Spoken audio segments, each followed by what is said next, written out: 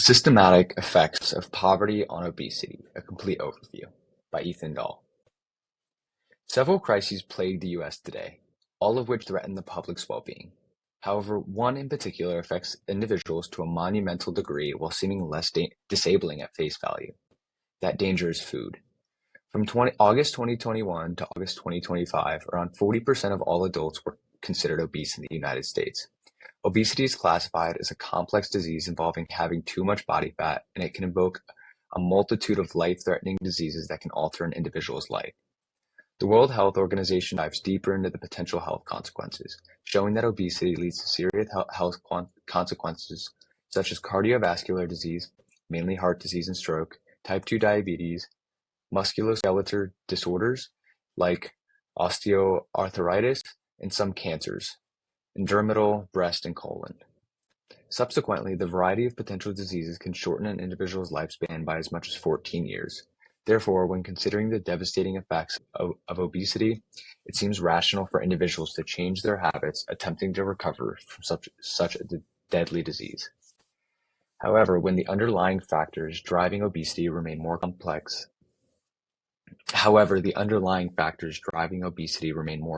and require greater elaboration. Recently, Cozen-Frankel wrote an article expanding upon the contemporary view of obesity. It is a widely adopted notion that if someone is obese, they are told to lose weight.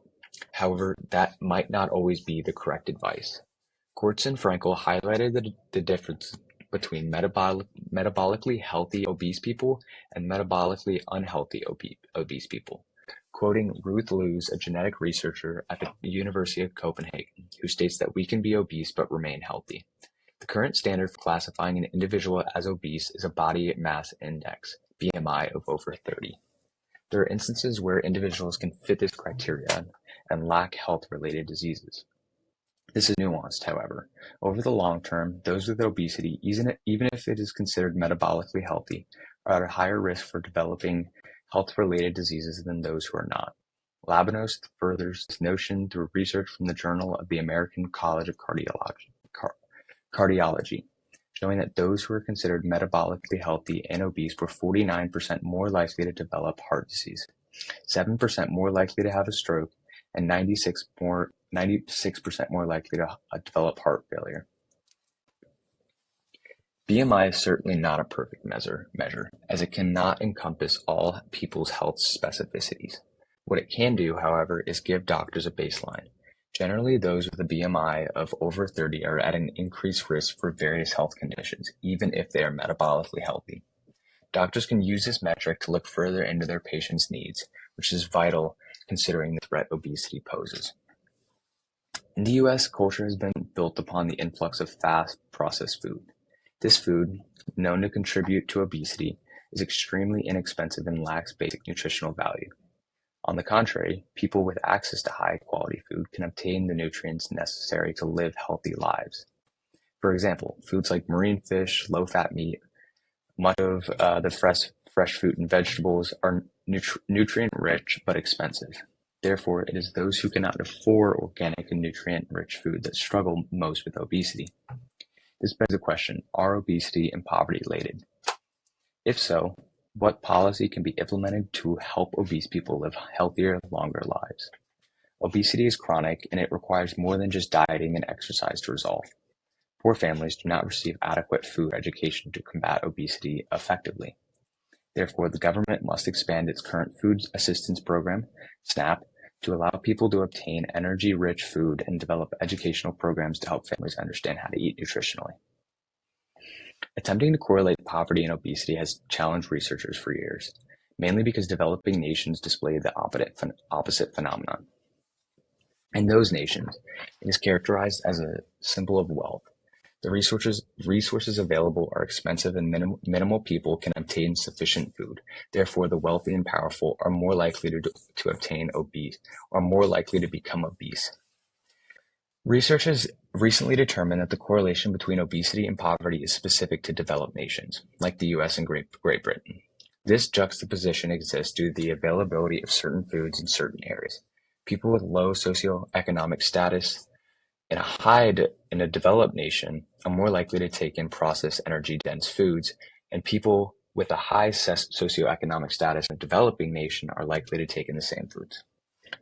While the food consumed by individuals contributes to obesity, it is not the only underlying factor. Other socioeconomic factors disproportionately affect those of low income domestically. Various studies have shown that obesity and poverty are correlated. Levine found that countries with poverty rates of under 35% have obesity rates 145% greater than wealthy countries. If this correlation exists, what is causing it? Researchers have posed that sedentariness is the most prevalent in low-income areas. This lack of movement, which is characterized as moving 2 hours less than the average person, could certainly explain why those of low income are most susceptible to obesity. Individuals in low-income communities likely do not have access to safe recreational activities, as violence in a community and poverty have been connected as well. Those living under the poverty line were 2 times more likely than those of higher class to be victimized from 2008 to 2012. Furthermore, impoverished individuals might not have the time or money to utilize expensive gym memberships. There are a host of factors contributing to the prevalence of obesity in low-income communities, all of which vary based on the county. Despite the variety, a link between the two have been discovered. However, it's important to note that obesity disproportionately affects specific groups more than others. Hales and his colleagues found that African Americans were most at risk for developing obesity, with Black women specifically higher than other groups. When comparing that number with the next highest group, Hispanic men, something more is occurring. One reason is that Black women are, on average, poorer than other groups, except for Native Americans. Subsequently, as stated earlier, they can only afford processed nutrient-lacking foods. Native Americans who struggle with obesity too. Native Americans also struggle with obesity. Therefore, poverty rates and obesity are correlated between groups. Additionally, the social structure of U.S., where racism and sexism blatantly exist in certain places, could limit their access to healthy foods, safe spaces, to exercise, adequate health insurance, and medication, all of which impact obesity prevalence and outcomes. Researchers have noted that while these factors contribute, the underlying reason is more complicated, with social, genetic, and behavioral determinants playing a role. What is known, however, is that Black women are more likely than other groups to be obese. This can have a variety of effects on their ability to function daily, contributing to the continued structural racism and sexism in the U.S. Every individual has capabilities, which are their opportunities daily. If an individual has access to education, that would be considered a capability. Functionings are closely related to capabilities. Instead of the opportunity to do something, it is actually partaking in or doing that thing. Furthering the example of education, if an individual goes to school, that would be a functioning. In observing Nussbaum's capabilities approach and applying it to Black women, it is apparent that obesity can limit their central capabilities. One of those central capabilities is bodily health. Due to the systematic oppression of Black women in the U.S., they cannot always obtain adequate medication or education surrounding their obesity. By not having one of their central capabilities satisfied, other various capabilities can be affected, like the capability of life, bodily integrity, and affiliation. The lives of Black women are degraded in the U.S. because of the unwillingness to help them alleviate their obesity, which can eventually affect generations in the future. Epigenetics is a newly discovered field that aims to measure how genes shift throughout one's life in response to environmental factors. These genetic changes can then be inherited by children. Chen and his colleagues recently noted that the development of obesity is associated with epigenetic modifications. These changes can affect the genome of future children.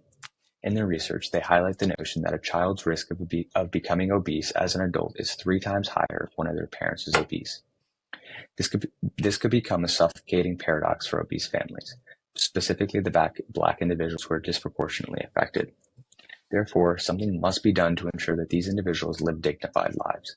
However, it is vital to note that while Black women are being affected disproportionately, they are not the only people who are obese. People of all races and ethnicities deal with obesity, but some struggle more than others. The U.S. government must step in to uplift all individuals struggling. The U.S. invested a tremendous amount into food programs, like the Supplemental Food and Nutrition Assistance Program, or otherwise known as SNAP. Currently, SNAP costs the United States government $212.8 billion per year. The program aims to help those who struggle with poverty by satisfying their nutritional needs. However, research has shown that women specifically are at risk for developing obesity when participating. If SNAP contributes to the rise of poverty and poverty-induced obesity, it will continue to diminish the lives of millions of people. These unintended consequences shed light on the growing need for more nutritional alternatives, and it is with the government's power to modify the current program. A few policy adjustments could be implemented.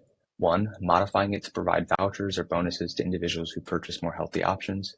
2. Forcing stores to lower the cost of healthy options. Or 3. Restricting the purchasing of unhealthy foods. All of these policy altercations will force people to eat healthier. However, these policies can infringe on people's freedoms and destroy a program that has had success. People like having options, which SNAP provides in most places with its limited regulation. An individual on food stamps can purchase anything but alcohol, tobacco, nutritional supplements, medicines, and pet food. Therefore, if they want to, someone on SNAP can buy fruits and vegetables. Option 3 would eliminate that personal choice, potentially becoming unfavorable to the public. However, federal programs that aim to supplement low-income families need regulation. If the U.S. wants to be healthier, the government needs to regulate what people can and cannot buy. That would inevitably shift the landscape of SNAP. The reason why people buy processed foods is because they're cheaper than nutritious foods. Therefore, either the program would have to expand its benefits to account for the increased cost of healthy foods, or stores would have to lower their costs. Both of these options seem detrimental to the economy. Spending more money on an already expensive program will continue to add to the national deficit. Over the long term, this could increase interest rates, leaving no money for important public projects like education and infrastructure. Furthermore, rising interest rates will make it more difficult for Americans to survive in an inflated market, forcing individuals to revert to inexpensive processed foods. The second option undermines the current state of the economy. There are reasons why organic food prices are so high. Due to the lack of GMOs, organic foods take longer to harvest and therefore are more expensive. Farmers don't produce enough products to lower the cost of prices. Despite the worries related to the economy, combating obesity could save the U.S. billions of dollars.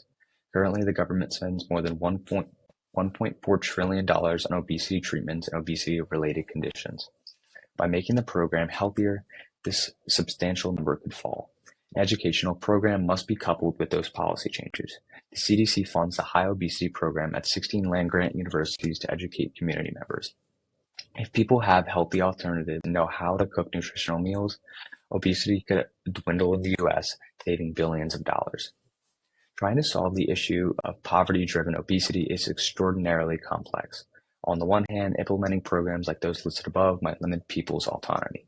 This could potentially downplay the rights and dignity of those with obesity, doing the opposite of what is intended.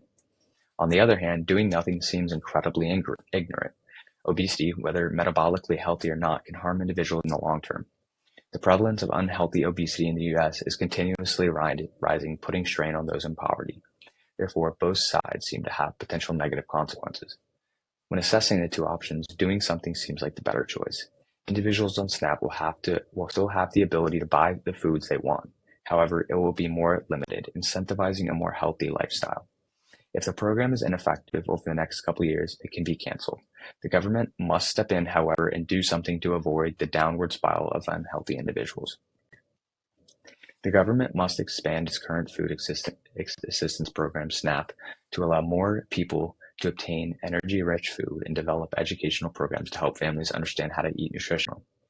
Obesity is one of the most disabling health-related diseases in the U.S., and Black women are especially susceptible to its effects. The U.S. government must take action to ensure that impoverished individuals are not trapped in a dangerous cycle that leads to a health divide between the rich and the poor. This divide could result in a world where the dignity of those living in poverty is overlooked and neglected.